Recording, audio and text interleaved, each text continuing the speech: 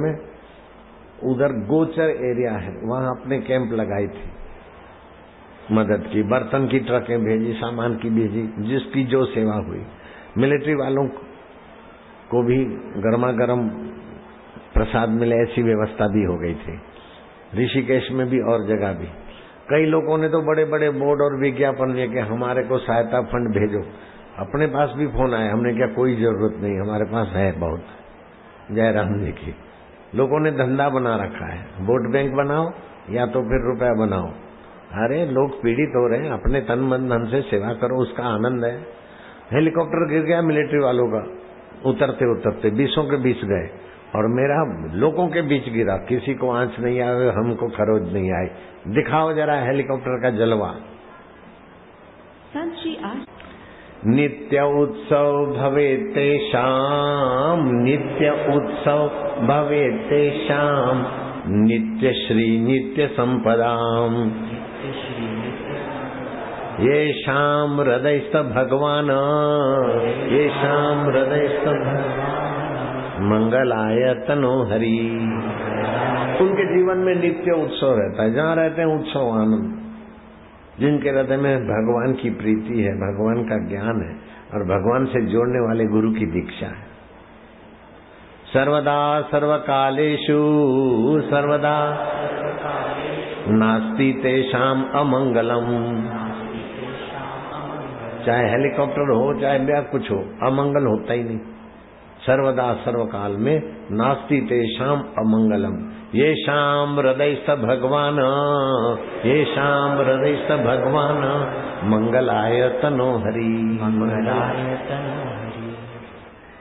भगवान से जोड़ने वाली भगवान की दीक्षा है और भगवान के नाम की दीक्षा लिए हुए व्यक्ति भले बाहर से कितने बड़े सम्राट हो, सोने की लंका वाले हो, लेकिन अंदर की वासना उनको कहीं का कहीं गिरा देती है, हिरण्यकश्यप को, बड़े बड़े तोंगरों को। लेकिन शबरी भीलन को मतंग गुरु की दीक्षा और कृपा है तो भगवान राम के जूठे बैर, शबरी के जूठे बैर भगवान राम प्रसाद बना के खाते हैं।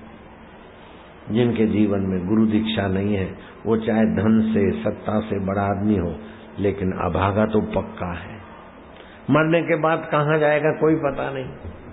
राजा मृग मर गए तो सांप बन गए, राजा अज मर गए तो सांप बन गए, राजा मृग मरे तो किरकिट बन गए। Ibrahim Lincoln president of America, उनकी कई संस्था में देख के आया, अमेरिका में कई जगहों पर उनकी यशगान तो करता है सरकारी डॉलरों से, लेकिन वो बेचारा प्रेत होकर भटक रहा है व्हाइट हाउस में। इटाली का मुसोलिन प्रेतों के झील के किनारे 1942 से अभी तक पड़ा है। 17 जांच कमीशनें रखी कि वो जवेरात और अमेरिकन डॉलर अरबों खरबों रुपए की संपत्ति कहाँ गई। प्रेत ने चुरा के रख ली है और वो प्रेत को खोजते खोजते कई रिटायर जज जान दे बैठे। प्रेत ने कभी कभार कहा कि I have no body but I have the desire. शरीर नहीं है लेकिन मेरे पास इच्छा तो है ना। तो जिसके जीवन में दीक्षा नहीं है वो इच्छा का गुलाम मरने के बाद भी भटकता है, दूसरों को भटकाता है। लेकिन जिसके पास दीक्षा है जीते जी भी अमर आनंद पाता है और दूसरों को भी पवाता है। धन्य है दीक्षा लेने वाले।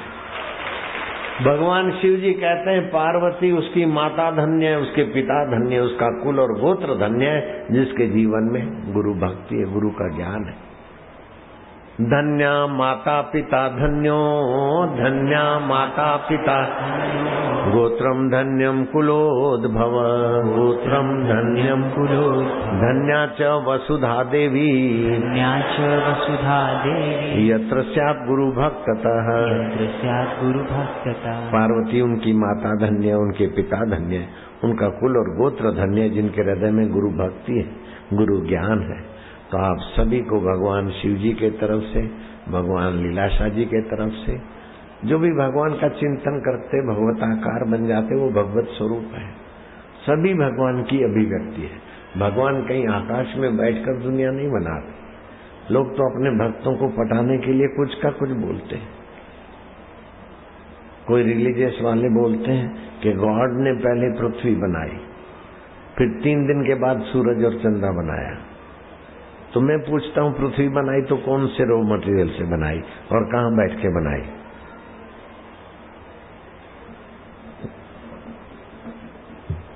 हमारे वेदों में उत्तर है। फिर बोलते 3 दिन के बाद सूरज चंदा बनाया। अरे बोंदू, जब सूरज चंदा था ही नहीं तो 3 दिन तुमने गिने कैसे?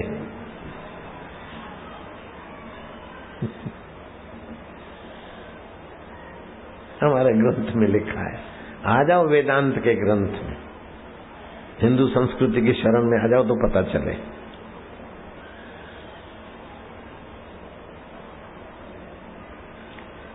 ऐसे अकबर ने दादू दीन दयाल को खूब संदेश भेजे कि आओ मुझे उपदेश दो।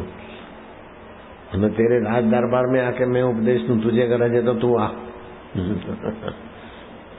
अकबर गया, दादू दीन दयाल जी महाराज की आओ भगत की गई वो किया। फिर सत्संग चला और सवाल जवाब उठे।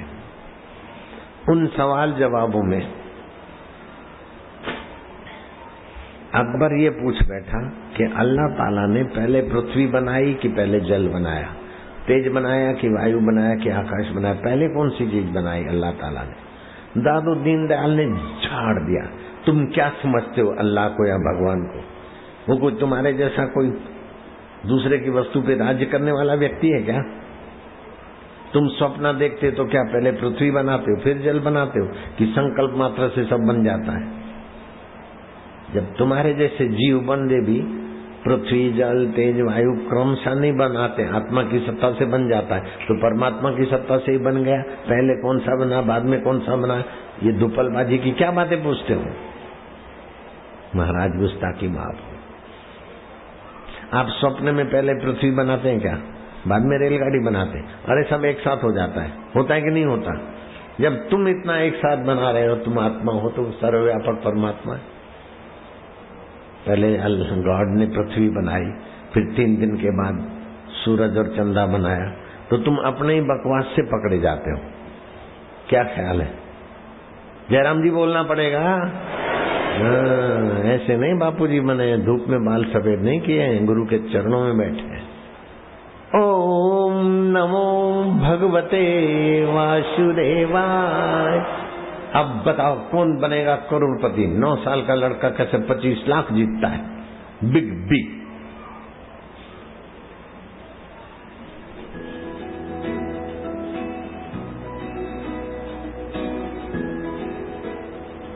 गरीब भी अमीरों के बाप का बाप हो जाता है।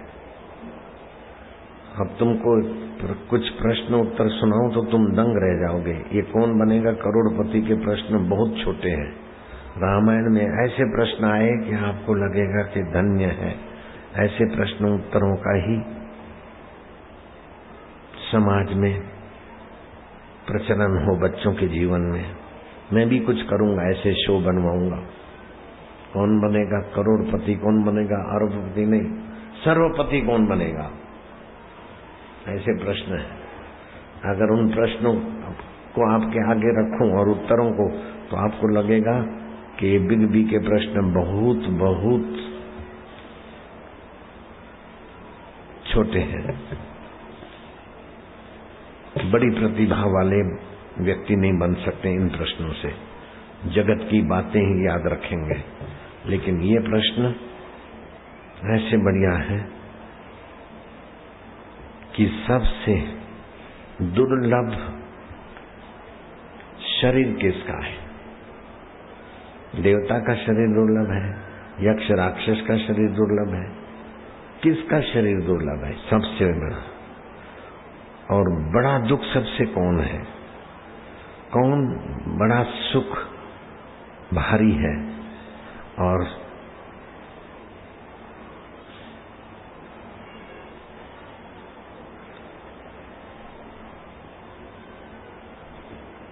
कौन पुण्य श्रुति में सबसे बड़ा पुण्य कहा गया है और सबसे बड़ा पाप कौन सा कहा गया है? और मन के रोग क्या है और वो कैसे मिटते? ये 8 सवाल, उसका ये बनाऊंगा कुछ। अथवा तो पहले तुमको सुना दूं। सबते दुर्लभ कौन शरीरा, नर तन सम कौन ही नहीं देही। भगवान का बाप बन जाता है मनुष्य, भगवान का गुरु बन जाता है, भगवान का सखा बन जाता है, और 84 लाख योनियों के सभी प्राणियों का ज्ञान ध्यान रखने वाला मनुष्य बनता है। और प्राणी मनुष्य को नहीं जानते, मनुष्य औरों को जान लेता है, भगवान को भी जान लेता है। इसलिए मनुष्य शरीर सबसे दुर्लभ है। बिग बी के प्रश्न से भी ये प्रश्न रामायण के उम्दा है। क्या ख्याल है ना? दूसरा सवाल है, सबसे बड़ा दुख क्या है? बोले दरिद्र सम दुख जग नाही। दरिद्रता के समान दुख नहीं है जगत में। दरिद्रता किसको बोलते हैं? चीज वस्तुओं का अभाव, ये तुच्छ दरिद्रता है। भावना का अभाव, भाव दरिद्रता। ज्ञान का अभाव, ज्ञान दरिद्रता। ये तीनों दरिद्रता बड़े बड़े सुखियों को भी दुखी रखती है। दिल्ली में ताल कटोरा, स्विमिंग पूल और अरबों रुपए की संपदा है। स्विमिंग पूल में नहाने के लिए मैंने किसी को कहा और वीआईपी पास आ गया। मेरे सेवक को बोलता और वहां फोन होता तो वहां साफ सफाई हो जाती और बता देते कि बापू इस समय पधारे। मैं जाता तो नियम पालन करना मेरे को अच्छा लगता है, नहीं तो बेचारे पलके बिछा के बैठे होते। मैं शावर लेने को जाता तो 40-40 बाथरूम है वहां स्विमिंग पूल के लिए। किसी में नल नहीं है तो किसी में शावर नहीं है तो किसी का कनेक्शन गड़बड़ है। मैंने पूछा कि ये बाथरूमों की दुर्दशा कैसे? बोले चोरी हो जाता है। कौन चोरी करता है? पकड़ते क्यों नहीं हो? बोले मिनिस्टरों के बेटे, आईजी डीआईजीओं के बेटे और बड़े बड़े ऑफिसर ले जाते हैं। शादी में भी बड़े बड़े लोग भावना से दरिद्र होते, कुछ माल चुरा के रख देते। हवाई जहाज में भी कुछ लोग चम्मच चुरा के ले आते हैं। ये वस्तु की दरिद्रता नहीं है, भाव की दरिद्रता है। रावण के पास वस्तुओं की कमी नहीं थी, अपनी रानी थी, अपने लंका की सुंदरियां थी, फिर भी हृदय में सौंदर्य की दरिद्रता थी तो सीता जी को ले आए। ये भाव दरिद्रता है। और विभीषण में ज्ञान की दरिद्रता थी। ऐसे प्रश्न पूछो ताकि समाज का सेट ऑन डी, ये तो बहुत तुच्छ बातें हैं, ये अपने जीवन से संबंध रखती है। वो भौतिक जगत का क्या संबंध? आत्मिक और भौतिक और आदि देविक सारे प्रश्नों का उत्तर है इसमें। तो वस्तुओं की दरिद्रता इतना दुख नहीं देती है, भावजन्य दरिद्रता बहुत दुख देती है। ज्ञानजन्य दरिद्रता थी विभीषण में। विभीषण राम जी को तो मानता था, लेकिन मैं राम जी के पास कैसे जाऊं, क्योंकि मैं रावण का भाई हूं, मुझे भगवान कैसे स्वीकार करेंगे? हनुमान जी ने सत्संग सुनाया कि भगवान ये इसका भाई है, ये इसकी जात का नहीं। भगवान जानते कि सब मम प्रिय सब मोहे उपजाए, ये सब मेरे प्यारे और मेरे पैदा किए हुए, तू काहे को संदेह करता है? हनुमान जी के सत्संग से विभीषण की ज्ञानजन्य दरिद्रता चली गई और रावण ने सत्संग नहीं चुना तो भावजन्य दरिद्रता ने उसको सर्वनाश में गिराया। कई लोगों के पास आज खाने को कल नहीं है, लेकिन उम्दा विचार है, सत्संग है तो मौज में रहते हैं। सुखदेव जी महाराज के पास अभी भिक्षा खाई, कल क्या होगा पता नहीं, बड़े सुखी रहते हैं। तो वस्तुजन्य दरिद्रता बहुत छोटी है, भावजन्य दरिद्रता और बड़ी है, लेकिन ज्ञानजन्य दरिद्रता तो सबसे भयंकर है। और ये वस्तुजन्य दरिद्रता से भावजन्य और ज्ञानजन्य दरिद्रता मिटाने के लिए समिति के साधकों ने जो आयोजन किया है वो मानवता का परम हित करने वाला हुआ है। 7-7 पीढ़ी तारेगा उनका, ये तो 7-7 पीढ़ी तारने वाला है। ज्ञानजन्य दरिद्रता, भावजन्य दरिद्रता मिटाने वाला सत्संग दिला रहे हैं, उनकी तो 7-7 पीढ़ियां तर जाएगी, उनका तन मन धन धन्य हो जाएगा। ऐसे प्रश्न उत्तर होने चाहिए। क्या ख्याल है? तीसरा प्रश्न, सबसे बड़ा भारी सुख कौन है? विनय शर्मा। सबसे बड़ा भारी सुख क्या है? स्वर्ग का सुख भारी है कि शादी का सुख भारी है कि हैप्पी बर्थडे मनाने का सुख भारी है कि करोड़पति होने का सुख भारी है? कई करोड़पति होने पर भी दुखी है, कई शादी वाले भी दुखी हैं। तो कौन सा भारी सुख है? बोले बड़े से बड़े दुखी व्यक्ति भी संत के चरणों में जाते तो सुखी हो जाते और सुखी परमात्मा को पा लेते। सबसे भारी सुख है संत मिलन सम सुख जग नाहि। विनय शर्मा जीत गया। 25 लाख नहीं, 25 करोड़ नहीं, परमात्मा की प्राप्ति का रास्ता जीत लिया उसने। चौथा सवाल, संत में और असंत में क्या फर्क है? जटाधारी बनने से संत होता है, संन्यास होने से संत होता है, संत के लिबास से संत होता है, और संत और असंत में फर्क क्या है? ऐसे सवाल होने चाहिए थे।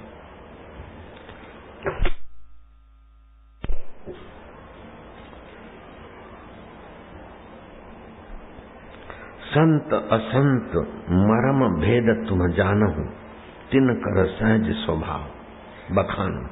संत असंत का भेद तुम जानते हो तो उसका बखान करो। बोले संत असंत का सहज स्वभाव क्या है? पर उपकार वचन मन काया। परोपकार वचन से, मन से, काया से दूसरे की भलाई से जो खुश होता है वो संत है, और दूसरे का अमंगल करके जो मजा लेता है वो असंत है। जीत गया। सवाल 5वां, सबसे भारी पुण्य कौन सा है? श्रुति ने बताया। कौन पुण्य श्रुति विदित विलासा? श्रुति में सबसे प्रसिद्ध महान पुण्य कौन सा है? गंगा पुण्य महान है कि तीर्थ पुण्य महान है, माला पुण्य महान है, दान पुण्य महान है? कौन सा पुण्य सबसे महान है? परम धर्म पुण्य कौन सा है? परम धर्म श्रुति विदित अहिंसा। तन से, मन से, वचन से किसी को ठेस न पहुंचाना, ये परम धर्म है।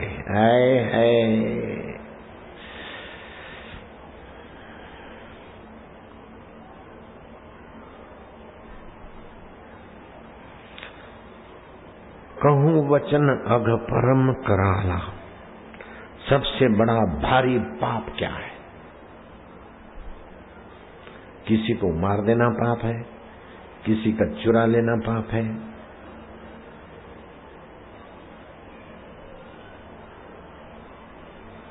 किसी की चीज वस्तु जमीन भूमाफिया बनना पाप है। सबसे बड़ा भारी पाप क्या है?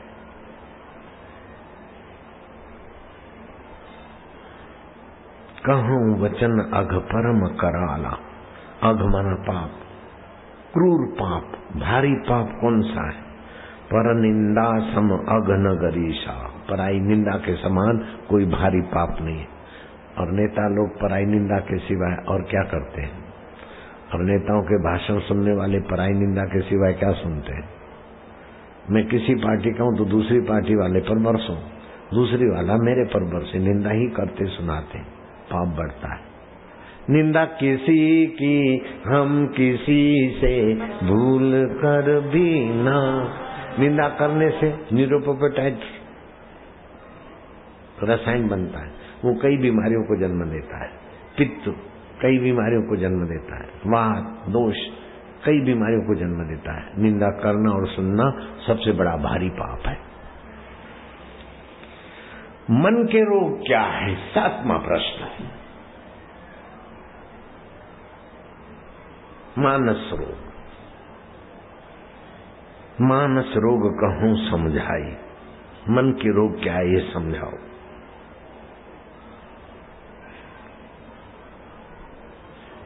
नींद नहीं आना मन का रोग है, लोभी होना मन का रोग है, पत्नी का लंपट होना मन का रोग है, अथवा किसी को देखकर जलना मन का रोग है। मन का रोग क्या होता है? बोले मन के रोग है मोह। मोह उल्टा ज्ञान। मोह सकल व्याधिन कर मूला, तिनते उपजे पुनि भवशूला। इधर की गलती तो छोटी मोटी सजा देती है, लेकिन मोह तो 84 लाख योनियों में भटकाता है। मोरा पिया कटे हो। दादी माँ थी, छोरे जब शौच बैठते तो दादी माँ डंडा लेके खड़ी रहती, कुत्ते उनको परेशान न करे। और दादी माँ मरते समय ये बहुएं बच्चों का ख्याल नहीं रखती, बच्चों को शौच कौन कराएगा। बच्चों की और शौच की और कुत्तों की याद याद में दादी माँ मर गई, दादी माँ कुत्ती बन गई। और दादी माँ की और बच्चों की याद में दादाजी मर गए, दोनों कुत्ता कुत्ती हो गए। पोते पोतियां जब शौच बैठते, बाहर छोटे छोटे बच्चे बैठते थे गलियों में, भो भो हू भो सब होता। बहुओं ने देखा कि रांड कुत्ती और कुत्ते खून पी गए, बच्चों को डबल नहीं करने देते। उठाया बहू ने डंडा, डरा, कमर टूट गई, रीढ़ की हड्डी पतली सी।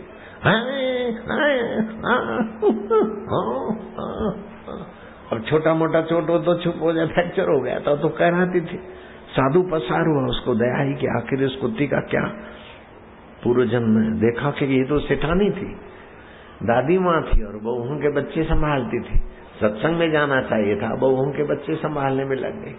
और बच्चों को शौच कौन कराएगा। और फिर दादी माँ और दादा दोनों एक दूसरे का भगत थे। मरते समय दोनों कुत्ते कुत्ती आ गए। साधु ने दया करके उनको पूर्व जन्म का जरा चमत्कार दिखाया। तब कुत्ता बोला कि राण चुप कर, तेरी तो कमर टूटी है, अब मेरे को लकड़ी लगेगी, अब चुप करके बैठ। इसलिए बड़े हो जाओ, दादा दादी बनो तो बच्चों को याद मत करना। बच्चों की गहराई में मेरा परमात्मा है, उनका भला। मैं परमात्मा का हूँ, परमात्मा मेरे है। कहीं गलती न करना, बच्चों का क्या होगा। फिर करोड़पति होने का भी कुछ नहीं, अरबोपति होने का भी कोई वैल्यू नहीं। बच्चों की याद आई, भैंस की याद आई, भैंस बन गए। बैल की याद आई, बैल बन गए। नहीं नहीं, परमात्मा की याद, बैल भैंस बच्चे सभी में परमात्मा की चेतना है। तो मानस रोग मिटाना भी सत्संग की ही तरकीब है। और मानस रोग के नमूने क्या है? 8वां प्रश्न। बोले वायु अधिक से काम पैदा होता है, कफ की अधिकता से लोभ पैदा होता है, और पित्त के प्रभाव से क्रोध पैदा होता है। इनकी पैदावार मोह से सब होता है, लेकिन मोह में पैदावार काम वायु से, क्रोध पित्त से, और लोभ कफ से। तो इसका उपाय क्या है? त्रिदोष शामक औषधि है, त्रिदोष शामक भगवान का ध्यान है, त्रिदोष शामक दीक्षा है। बड़े बड़े कामी, बड़े बड़े क्रोधी, बड़े बड़े लोभी सत्संग से सुंदर जीवन के धनी हो गए। तात स्वर्ग अपवर्ग सुख, धरिए तुला एक अंग, तुली न पहुंचे सकल मिलई, जो सुख लहो सत्संग।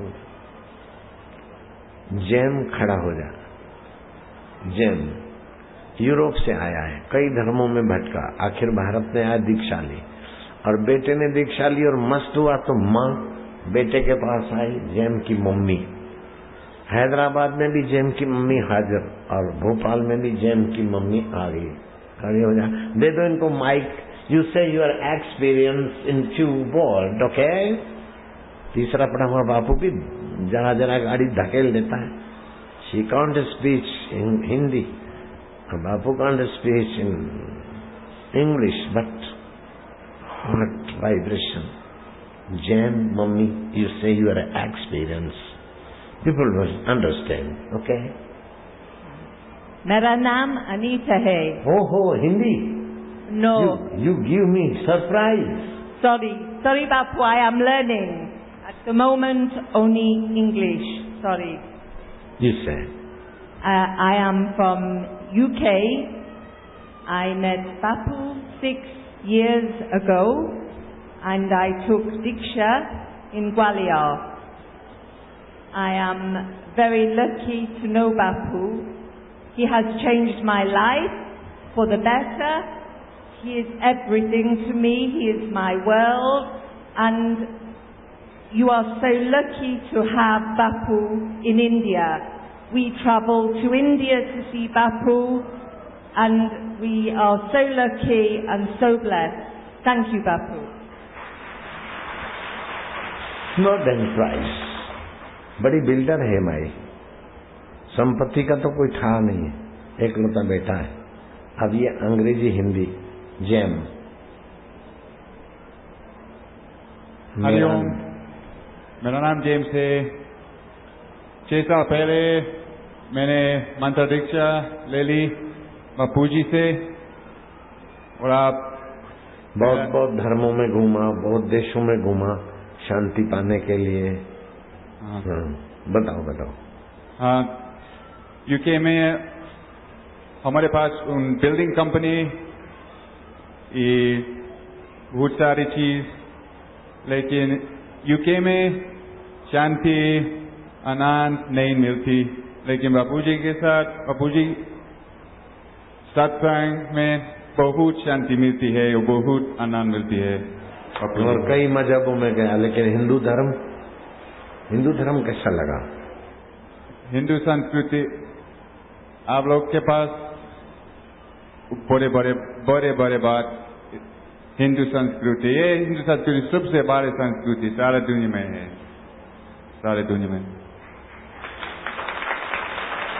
आप लोगों के पास, आप लोगों को बहुत भाग्यशाली कि आपके पास हिंदू संस्कृति सनातन धर्म की गुरुदेव बापूजी जैसे कि।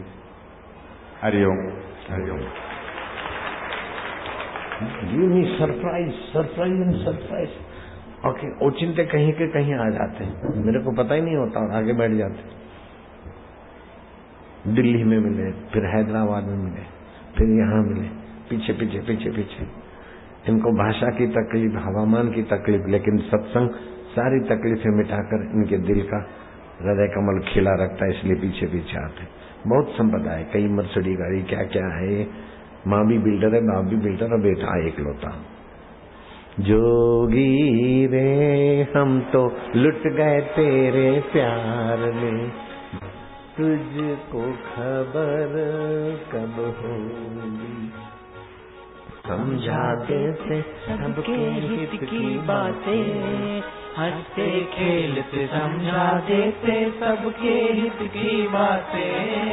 सत्संग सुन के इस जोगी का सबके गम मिट जाते। सत्संग सुन के इस जोगी का सबके गम मिट जाते। जोगी रे क्या जादू है तुम्हारे प्यार में, जोगी रे जादू है तुम्हारे जोग में।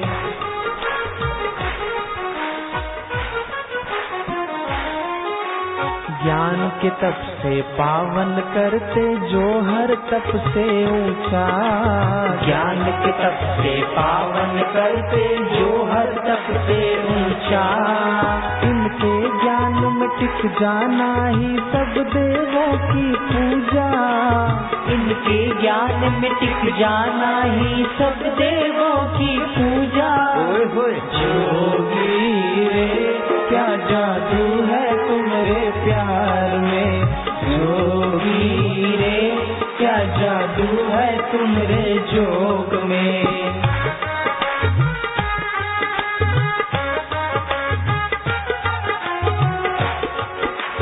देना ही बस जाने जोगी जाने ये प्यार लुटाना।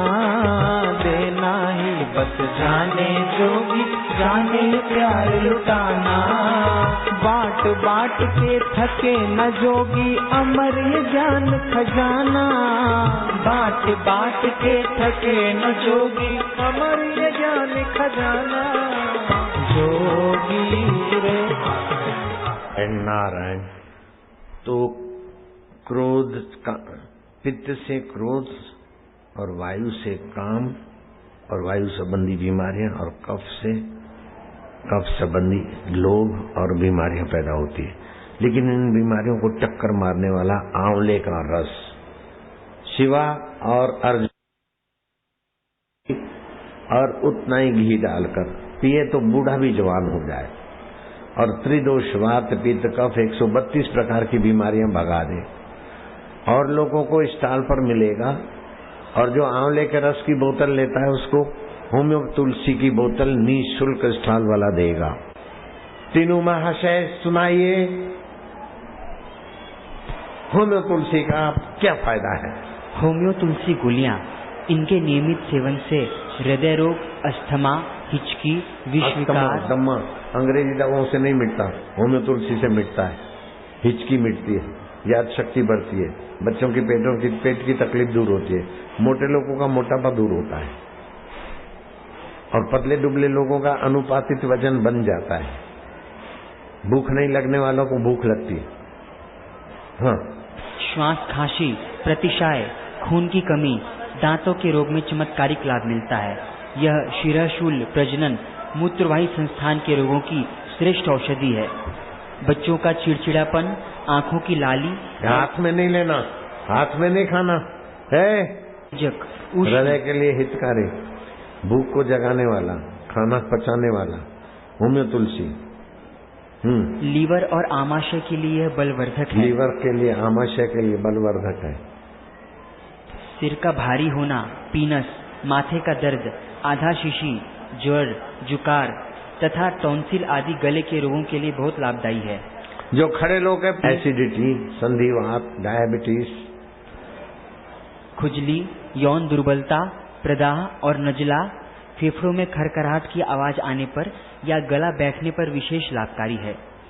पाचन शक्ति बढ़ाने के लिए, अपच रोगों के लिए तथा बालकों के यकृत, प्लीहा संबंधी रोगों के लिए। सुनो, इनो आता है 5 ग्राम 6 रुपए का। ध्यान से सुनना। ओपी क्या, बिल्डर में क्या कमाते?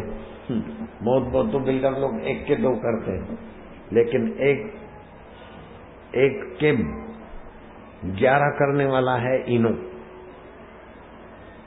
1 के 2 तो कोई करता होगा, 1 के 11, 12, 1 के 20 इनो वाले करते हैं। 17 रुपए सोडा मीठी मिलती है, हमने मंगाई, और 55 रुपए नींबू के फूल मिलते हैं। दोनों को मिक्स कर दो और पानी में डालो तो इनो बन गया। किसी को पटाना है तो रंग डाल दो, सैक्रिन डाल दो। 42 रुपए किलो पड़ता है।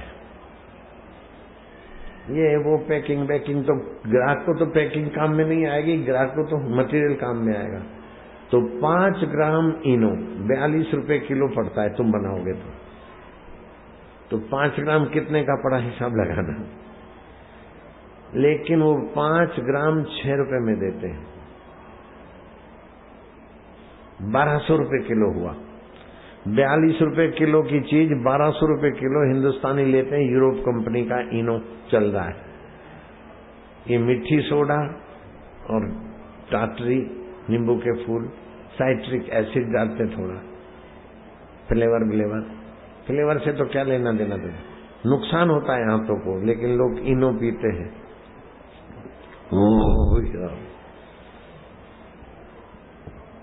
जलजीरा पियो, 10-20 पैसे में 1 गिलास बन जाएगा। इनो से होने वाली हानियां तो रुक जाएगी और तबियत टनाटन रहेगी। अब जलजीरा बनाओ, इससे तो 1-2 गोली होम्यो तुलसी चूस लो, एसिडिटी गायब। और ये 1 पैसे में ही हो जाएगा काम। जो 6 रुपए में काम होता है और तबियत को बिगाड़ता है, वो 1 पैसे, आधे पैसे में होम्यो तुलसी काम कर लेती। जहां गायों की धूली, गायों का झरण, गायों का गोबर पड़ता है, वहीं मैंने पैदा कराई और फिर मैंने डॉक्टरों को बताया, होम्यो तुलसी का प्रागट्य हुआ। और जगह नहीं बनाते, अपने लोग बनाते। अब और लोग नकल करेंगे, करने दो, ऐसा नहीं बना पाएंगे। अरे तो पढ़ो बबू महाशय। शारीरिक बल एवं स्मरण शक्ति में वृद्धि के साथ साथ आपके व्यक्तित्व को भी प्रभावशाली बनाती है। इन्हें थोड़े दिनों तक लेते रहने से मेधा शक्ति बढ़ती है। कृपलानी ले जाओ, इनको दे दो थोड़ी, और अपने वर्करों को देवे। वर्करों के बच्चे भी स्वस्थ रहे, वर्कर खुश रहेगा। 30 रुपया क्या होता है? 100 वर्करों को दोगे तो 30 होगा ना। 1500 मेरा, 1500 तेरा। जा, घर घर में होनी चाहिए, बहुत फायदा करती है। 1-1 बोतल आंवला रस की और 1-1 बोतल होम्यो तुलसी की। बोतल आंवला रस की 70 रुपए में कोई लेता है, तो होम्यो तुलसी फ्री में दे रहे हैं हम, गुरु पूनम का पैकेज। अपने वर्करों को बांटो। पैसा अपने लिए नहीं है, अकल अपने लिए नहीं है, मास्टर की मास्टरी अपने लिए नहीं है, विद्यार्थियों के लिए है। डॉक्टर की डॉक्टरी अपने लिए नहीं है, पेशेंट के लिए। धनी का धन केवल अपने लिए नहीं है, समाज के लिए। गुरु का ज्ञान केवल अपने के लिए नहीं है, सभी के लिए। जो अपने लिए रखता है वो नाश करता है, जो दूसरों को बांटता है अविनाशी को पाता है। तो ये अविनाशी को पा रहे सत्संग कराने वाले और आप लोग भी। इनकी फूलमाला अंधी खुशामत नहीं है, गुरु के द्वार का प्रसाद है। पहले फूलमाला फूलों की होती थी, लेकिन वो एक दिन में मुरझा जाती। ये तो मुरझाए भी नहीं और साल भर रहे, 2 साल रहे। सुगंधी भी है थोड़ी बहुत, है ना? लेकिन सत्संग की सुगंधी तो मौत का बाप भी नहीं मिटा सकता। अरे तू पढ़ बबलू महाशय जल्दी। यह एक प्रकार का टॉनिक है। ये मानसिक तनाव से बचाती है और टीबी के जीवाणु का बढ़ना रोक देती है। इनके नियमित सेवन से मोटापा घटता है एवं पतले व्यक्ति का वजन बढ़ता है, यानी यह शरीर का वजन आनुपातिक रूप से नियंत्रित करती है। मैं तुमको ये क्यों सुना रहा हूं कि रेलगाड़ी के इंतजार में तुम बोर न हो जाओ और डॉक्टरों के इंजेक्शन में तुम्हारा तबियत खुआर न हो जाए, और तब तक रेलगाड़ी पटरियों पे आ रही है। ऋतु परिवर्तन महाशय बबलू, ऋतु परिवर्तन में होने वाली सर्दी एवं जुकाम में यह फायदा करती है। यह हर आयु वर्ग के रोगी तथा निरोगी सभी के लिए लाभदायी है। 5 वर्ष से कम उम्र के बच्चे 1 गोली दिन में 3 बार चूसें तथा अन्य सभी 2-3 गोली दिन में 3 बार चूसें। कृपया गोलियों को हाथ से स्पर्श न करें। इनके सेवन से पहले एवं बाद 1.5 से 2 घंटे तक दूध न पिएं। इन्हें रविवार को न खाएं। होम्यो तुलसी और आंवला, इस ऋतु में ये दोनों चीजें ऋतु परिवर्तन के दोष को टक्कर मारेगी। शरीर के सेल्स बनेंगे और वात पित्त कफ जिनसे ये आवेग वो सब नियंत्रित रहेगा। रेलगाड़ी में कितने मिनट होंगे? जून तक, 9 जनवरी तक हल्की आत्माएं आने का कोटा चल रहा है। मैं नहीं देता मंत्र। 9 जनवरी के बाद संतान प्राप्ति का बनो। अभी गर्भ धारण हो तो हल्की आत्माएं आएंगी, हरामी छोरे आएंगे। अभी पति पत्नी बच्चे की कोशिश न करो। 9 जनवरी के बाद अभी आ गया तो हरामी होगा, तंग करने वाले बच्चे होंगे। चुप बैठे हो, शर्म नहीं आती? बाबू कितना कितना खोज के तैयार ले आते। बुढ़ापा रोकना है तो नारंगी और नारियल खाया करो। हरिओम ओम ओम।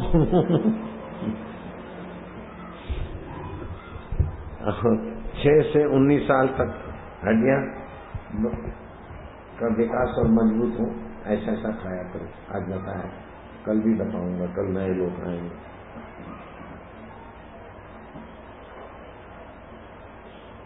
गुड फीलिंग में